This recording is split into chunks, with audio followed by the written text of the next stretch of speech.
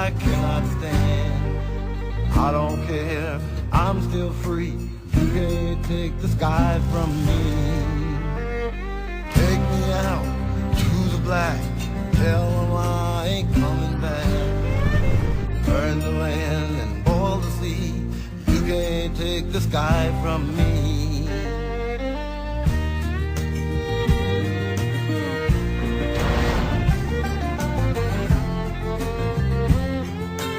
There's no place I can be since I found serenity. But you can't take the sky from me.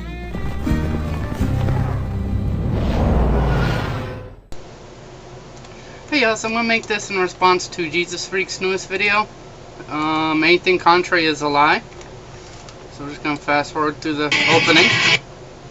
Under that situation, are we reading the Bible and saying, well, this particular idea resonates within my heart as being truthful, so I'm going to accept it? Or are we saying, hey, I like this idea, this makes, good deal of sense, I'm going to accept it as truth? Or are we merely picking and choosing what we like as truth versus untruth? Well, everything comes down to what you see as truth. Some people may think of it like looking at a sunset. Some people are going to look at the hues and be thinking in a painter's frame of mind, how they dance and interconnect with each other, and some people are just going to be thinking, well, this is real pretty, I bet I'm getting screwed over by my accountant. So everything comes down to interpretation. The reason I want to talk about this is because I don't believe we should seek our own truth. We should seek God's truth when we are studying the Scripture.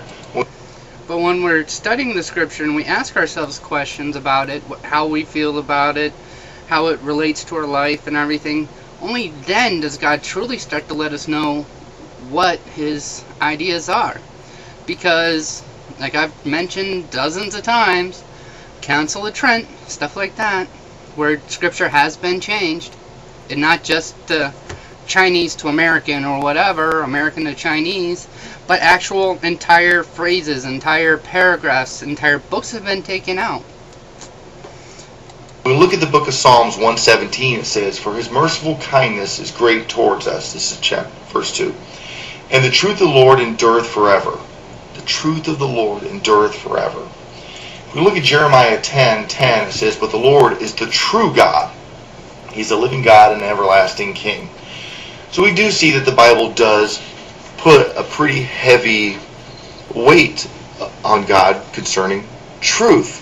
God is truth. But it was humans that wrote the darn book. It was God that inspired it. Do you think there's some fallibility there? I do.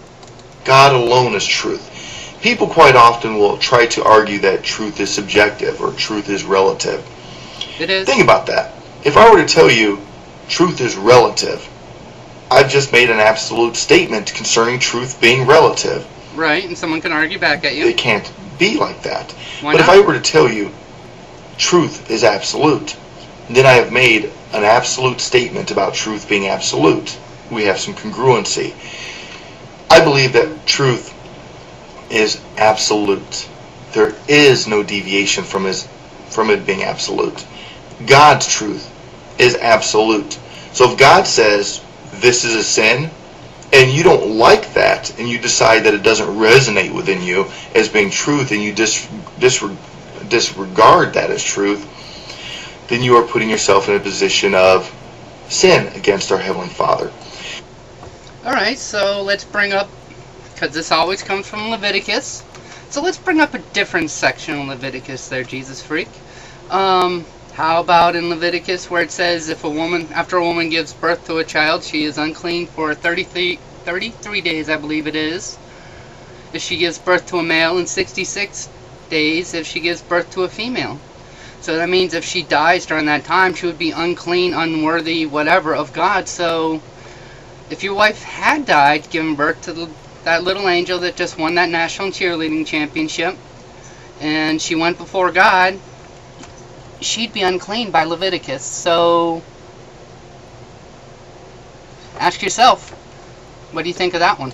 I encourage each and every one of you to read the Bible and seek out God's truth, and God's truth alone. Either Jesus is true and all other religions are false, or other religions are false and Jesus is true. There are no It's other very options. easy as a Christian to supplant God's truth with ideas of our own truth.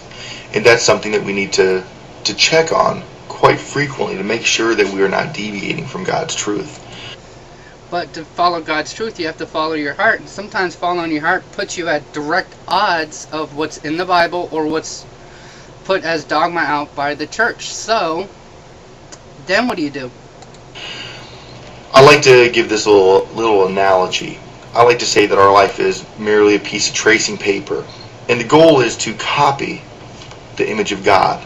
And that sheet of tracing paper represents our life. We want to make sure the image that we draw is as close to God as possible. And when we hold that image up to the light, we can see how much we deviate from the original, from the truth. Okay, that's a pretty So I encourage analogy, each and every really one of you close, to hold but yourself up to the light. still Go pretty. to the Scripture. See what God's truth is, and apply that to your life. Hold yourself up to the light and ask yourself, how closely are you resembling God?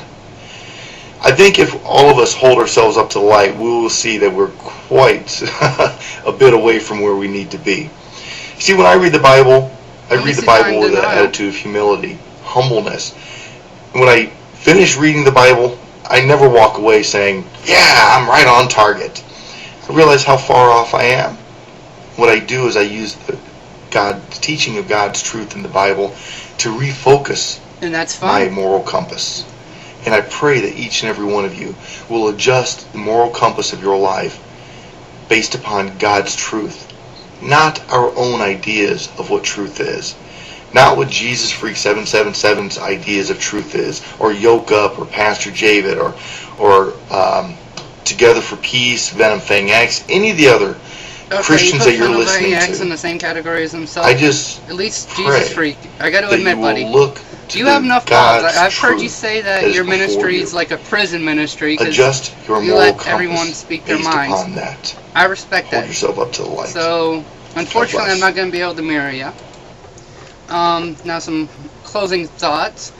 Now I often hear fundamentalists of pretty much any religion getting down on occultists, the occult and such things. And that made me think on here because the occult is secret knowledge. And an occultist is the bearer of secret knowledge. And often when you read the Bible, you could read a passage 10 times, it just means what's on the paper. On that 11th time, for some reason, it now still means what's on the paper, but now it has a personal message to you. So since you have that knowledge in you, that would make you an occultist. So I look forward to any and all ratings, comments down below, and I encourage anybody to go watch Jesus Freak because, like I said, I may disagree with the man, but at least he has enough balls to stand up for his convictions and doesn't hide behind censorship. So peace out and stay safe, stay frosty. And again, congratulations, big guy, on your daughter's victory there.